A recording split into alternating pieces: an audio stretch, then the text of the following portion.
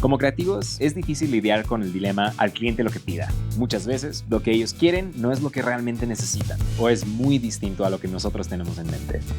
Hola, mi nombre es Lane Cope y soy cofundador de Heli, un estudio de diseño especializado en branding e identidad corporativa.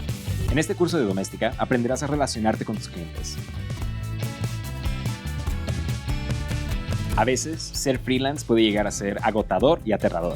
¿Cómo debo cobrar? ¿Cuándo pongo límites y cuáles son? ¿Cómo explico mi idea por enésima vez? Todos nos hemos equivocado muchas veces, pero después de infinidad de consejos y aprendizajes, podemos reunir las herramientas para sortear los obstáculos.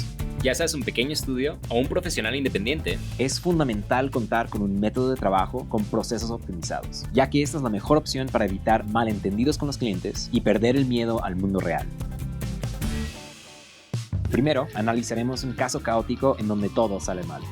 Después, conoceremos los distintos tipos de clientes y los retos que presentan. También hablaremos sobre el primer contacto y trabajaremos en tu confianza. Luego, vamos a establecer un calendario de entregas y echaremos un vistazo a los diferentes esquemas de cobros y herramientas de percepción monetaria. Además, definiremos tus términos y condiciones y las preguntas clave para completar un brief. Después veremos dos elementos que ayudan a evitar miles de correcciones: el sustento conceptual y el sustento visual. También discutiremos cómo justificar nuestra propuesta y emocionar a nuestros clientes en la presentación final. Al terminar las lecciones, tendrás un plan para mejorar tu comunicación en futuros proyectos. En tu proyecto final, crearás un documento base que te ayudará a establecer una estructura clara y concreta para relacionarte correctamente y evitar malentendidos.